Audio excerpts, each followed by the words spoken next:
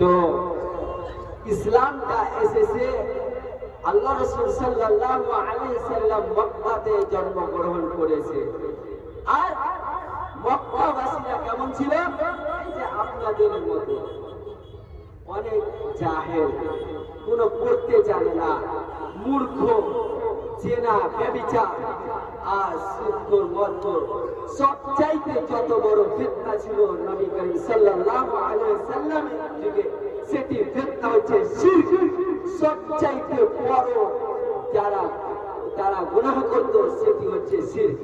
তো নবী করিম সাল্লাল্লাহু আলাইহি সাল্লাম যখন দুনিয়াতে এলেন তখন মক্কাবাসীদেরকে দাওয়াত দিলেন। সর্বপ্রথম কি দাওয়াত দিলেন?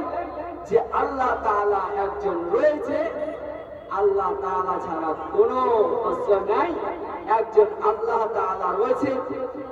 যদি ইবাদত করতে হয় তাহলে তারই ইবাদত করতে হবে, তিনি হচ্ছেন আল্লাহ। আল্লাহ আল্লাহ আল্লাহ সুবহানাল্লাহ। এই জন্যই এতদূর ইসলামটা পৌঁছাচ্ছে, এতদূর এসেছে।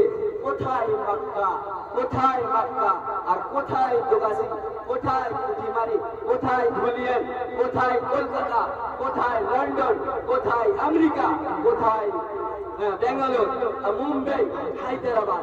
কিন্তু সমস্ত এলাকাতে ইসলামটা চলেছে, ইসলামটা পৌঁছে গেছে। আর এইভাবে আমার আপনার মতো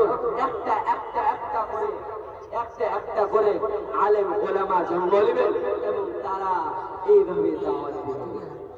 আমি যে আয়াতটা পড়েছি তাফসীরে বলছিলাম, তো আপনাদের কাছে আমার একটা অনুরোধ থাকবে, আমি এখনো পড়াশোনা করি লখনৌতে নাদওয়াতুল উলামা, দারুল উলুম নাদওয়াতুল উলামা।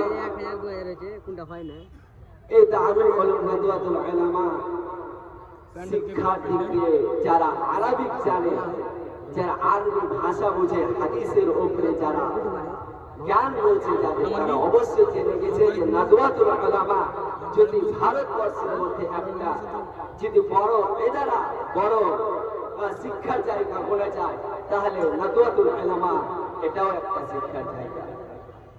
তো আল্লাহ তাআলার কাছে আমি ভলেন্টিয়ার, যে সমস্ত ভলেন্টিয়ার ভাইদেরকে